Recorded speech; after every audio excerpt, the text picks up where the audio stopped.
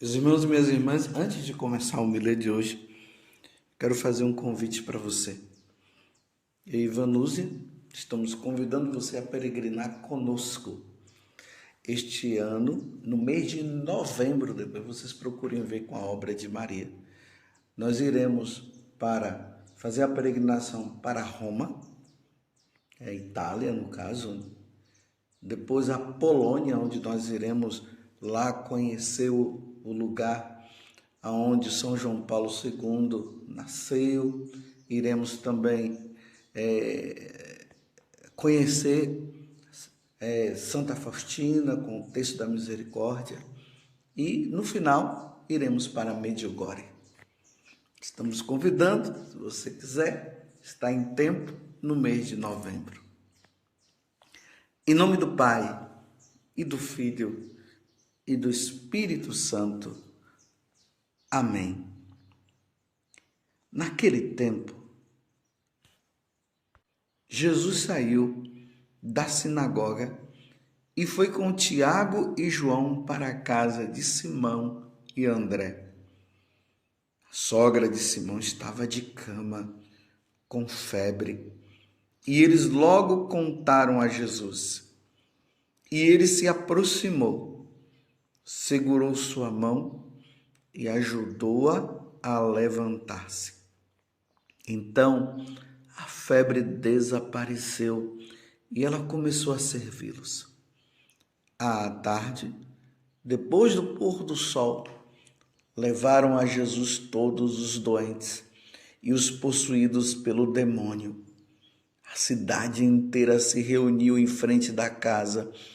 Jesus curou muitas pessoas de diversas doenças e expulsou muitos demônios.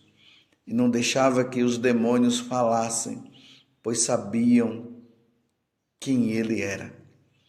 De madrugada, quando ainda estava escuro, Jesus se levantou e foi rezar num lugar deserto.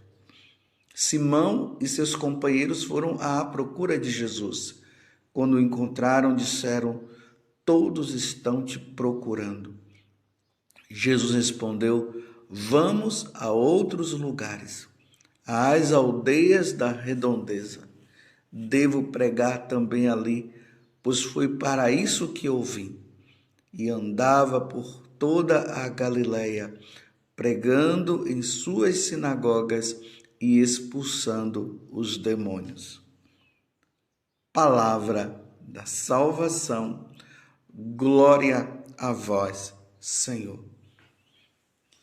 Meus irmãos e minhas irmãs, nós entramos agora no tempo comum e o evangelho que está sendo nos apresentado durante este tempo vai ser o evangelho de São Marcos.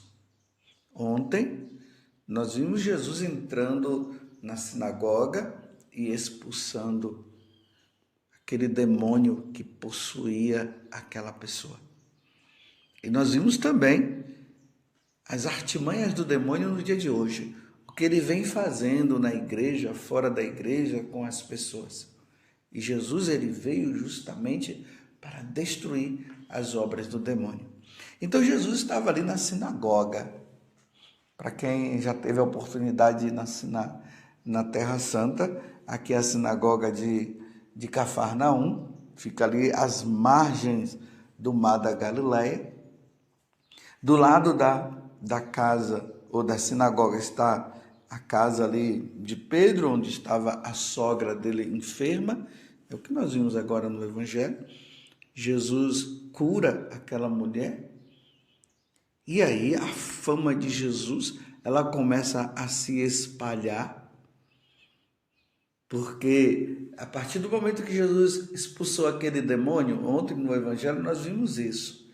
Lembrando que nós estamos no Evangelho de São Marcos, capítulo 1, do 29º até o 39º. Então Jesus, ele termina o Evangelho de ontem falando da fama de Jesus, que foi se espalhando. Olha, tem um homem aí que expulsou o demônio que estava possuindo aquela pessoa. E a fama foi se espalhando. E aí, quando Jesus sai, que cura a sogra de Pedro, as pessoas começam também a levar outras pessoas. E vão levando, e Jesus vai expulsando os demônios e vai curando as pessoas, a fama dele vai se espalhando. Jesus se retira para rezar. Que é importante, meus irmãos, percebermos isso. Em meio às tantas coisas que nós fazemos no nosso dia a dia, nós precisamos ter o momento para parar e estar com Deus. O horário que Jesus escolheu foi de madrugada. Aqui diz de madrugada, quando ainda estava escuro, Jesus se levantou e foi rezar num lugar deserto. Então, Jesus se retirou de madrugada para rezar, para estar com o Pai, para apresentar ao Pai todas as situações que estavam já acontecendo, mostrando e pedindo ali ao Pai, melhor dizendo, pedindo ao Pai que desse força para ele, para que ele pudesse cumprir bem a missão dele. Jesus parou para rezar. Aqui é um momento em que nós precisamos refletir. Você tem parado para rezar? É interessante que na igreja, aqui falando para nós padres, os religiosos, os missionários, muitas vezes cai num ativismo de trabalho na igreja, de fazer isso, de fazer aquilo, encontro aqui, encontro acolá. Mas as pessoas não param para rezar. Fala-se de Deus, mas não se conversa com Ele, porque a oração é um diálogo, é um momento de estar com Deus. Então entra-se num ativismo, assim como eu falei de nós padres, bispos, os religiosos, os missionários, até você aí na sua casa, ou você que tem um trabalho na igreja, ou vários trabalhos na igreja. Tem pessoas que têm vários trabalhos na igreja, pastoral do batismo, pastoral da catequese, pastoral disso e pastoral daquilo, mas não reza, não para rezar, não se coloca diante do Santíssimo Sacramento, está ali sempre dentro da igreja, mas não para rezar, porque está sempre fazendo alguma coisa. E esse é um cuidado que nós precisamos ter. Precisamos estar com essa atenção, porque isso aqui também é uma ação do diabo, de nós trabalharmos para Deus, mas não termos tempo para estar com Deus. E Jesus, ele mostra aqui, e nós vamos ver, na medida que nós vamos lendo o Evangelho, os Evangelhos, nós vamos vendo que Jesus, ele para rezar, sempre dá aquela parada. Eu pergunto para você, você tem parado para rezar? E olhe bem que o que eu estou dizendo, parado. Não é esse negócio dessas orações com a vida, que as pessoas têm essa desculpa também. Eu rezo com a vida. E rezar com a vida, na cabeça das pessoas, é assim. Tá indo para um lado, tá indo para o outro, tá com o terço na mão, tá indo para trabalhar, vai com o terço na mão, e vai rezando, e tá tudo bem. Mas é preciso que você entenda que rezar é parar, é estar com Deus, Essa ação de estar rezando, e é bonito rezar dentro de estar rezando um texto dentro de um ônibus, estar andando, rezando o texto, para estar sempre com Deus. Mas essa ação, ela já deve ser proveniente daquele momento em que se para rezar. Porque quando nós paramos para rezar, nós nos recolhemos diante da presença de Deus. Ali nós meditamos as verdades eternas. Ali nós paramos e ficamos com o Senhor. Ali o Senhor vai nos iluminando, vai nos dando força, vai fazendo com que nós tenhamos o discernimento para as coisas, de sabermos o que é o bem e o que é o mal, o que é o certo e o que é o errado. Por isso essa parada, ela é importante. Porque se nós entramos num ativismo constante, nós passamos a trabalhar para Deus, mas não consultamos Ele, para nós vermos como nós devemos trabalhar. Você está compreendendo? Assim como o nosso corpo, falando de forma mais humana, assim como o nosso corpo precisa descansar, e aí nós dormimos, a nossa alma precisa desse momento de estar diante da presença de Deus. Por isso que ali no Sermão da Montanha, que está no Evangelho de São Mateus, Jesus fala que quando nós formos orar, nós devemos entrar no quarto e fechar a porta. Esse ato de entrar no quarto e fechar a porta é um ato de intimidade.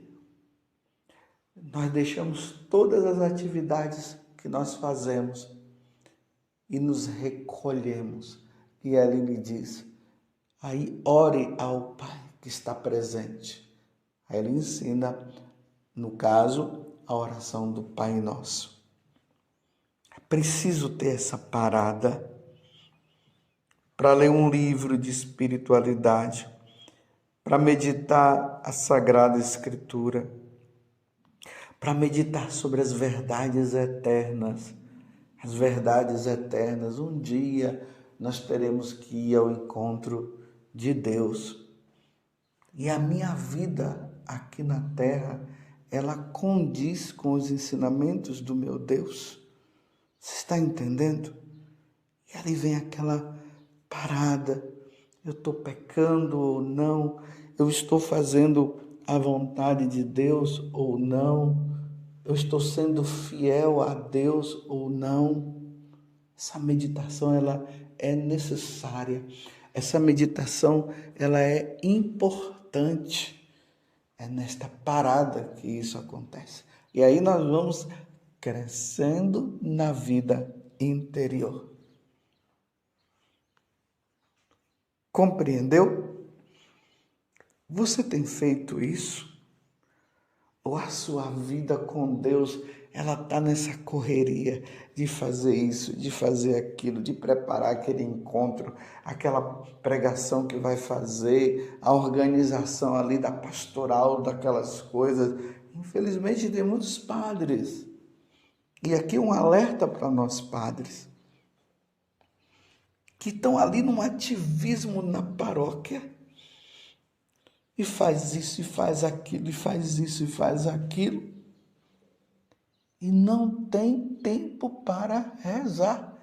A liturgia das horas é feita numa correria.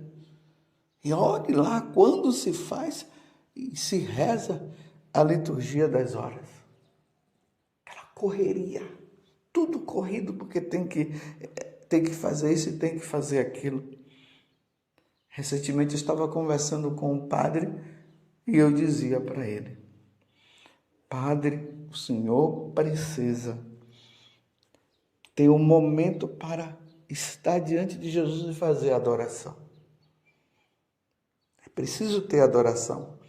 Madre Teresa de Calcutá, perguntando para um sacerdote, disse para ele: você reza? Ele disse: sim, eu rezo a liturgia das horas. Ele disse: é pouco. Ela disse: é pouco.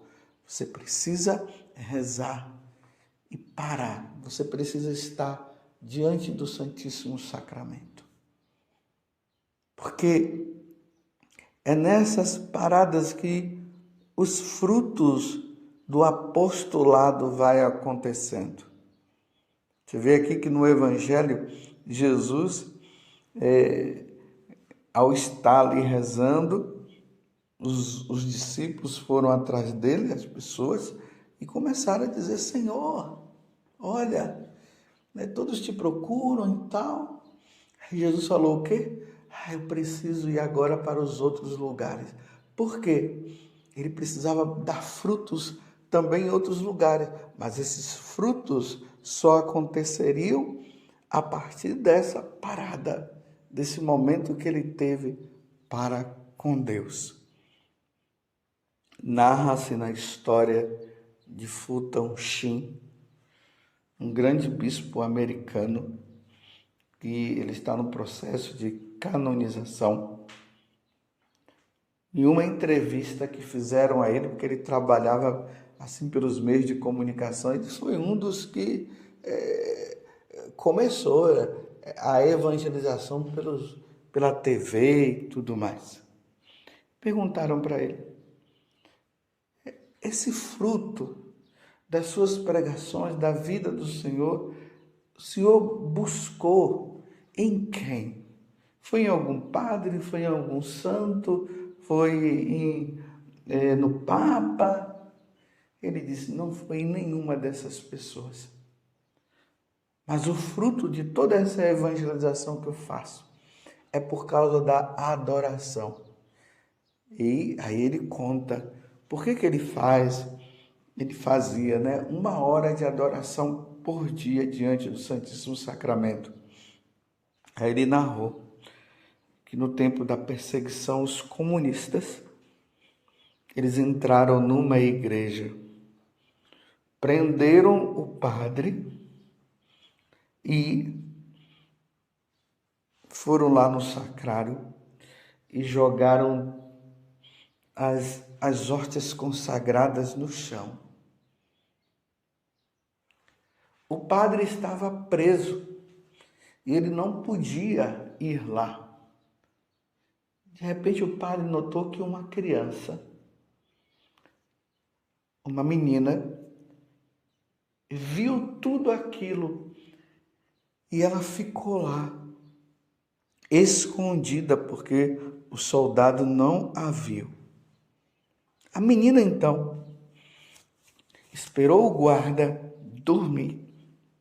E quando aquele soldado dormiu, ela foi, adorou Jesus que estava ali no chão, naquelas espécies eucarísticas, e ela abaixou e foi com a boca dela até uma hóstia que estava ali e ela comungou.